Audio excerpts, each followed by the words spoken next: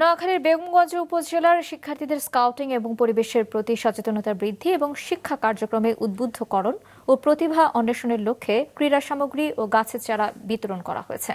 শনিবার দিনব্যাপী বেগমগঞ্জের সরকারি পাইলট উচ্চ বিদ্যালয় প্রাঙ্গণে অনুষ্ঠানের আয়োজন করে উপজেলা প্রশাসন। অনুষ্ঠানের মধ্যে ছিল সাধারণ জ্ঞান, সাইবার নিরাপত্তা বিষয়ক ধারণা প্রতিযোগিতা, ফায়ার সার্ভিসে অগ্নি নির্বাপন মহড়া, বিতর্ক প্রতিযোগিতা এবং বিভিন্ন ধরনের খেলাধুলা। পরে উপজেলার 63টি শিক্ষা প্রতিষ্ঠানের শিক্ষক এবং শিক্ষার্থীদের মাঝে 5,000 ফলজ, বনজ এবং ঔষধি গাছের চারা বিতরণ করা হয়। শেষে শিক্ষার্থীদের অংশগ্রহণে মনোজ্ঞ সাংস্কৃতিক অনুষ্ঠান অনুষ্ঠিত হয়। জেলা প্রশাসক খন্দকার ইশতিয়াক আহমেদের সভাপতিত্বে অনুষ্ঠানে প্রধান অতিথি ছিলেন সাবেক সচিব মোহাম্মদ কামরুজ্জামান চৌধুরী।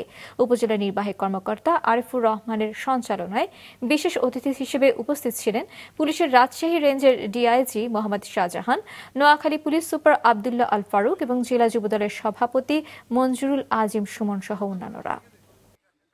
আমরা এখানে গাছ লাগাবো। আমরা এবার বেগমগঞ্জে টার্গেট করেছি 1 লক্ষ গাছ লাগাবো।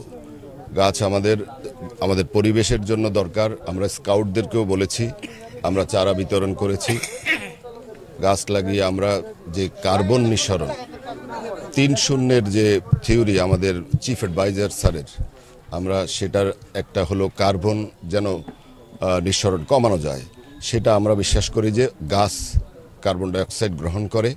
এই কার্বন ডাইঅক্সাইড গ্রহণ করে তারা সালোক সংশ্লেষণের মাধ্যমে অক্সিজেন উৎপাদন করে।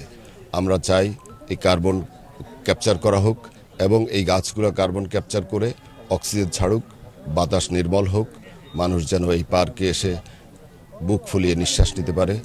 200 লিটার অক্সিজেন ছাড়ে, তো একজন মানুষের প্রতিদিন 550 লিটার অক্সিজেন লাগে। তো আমরা প্রত্যেকে 4টি করে গাছ লাগাবো যেন আমি আমার অক্সিজেনটা এই গাছ থেকে পাই।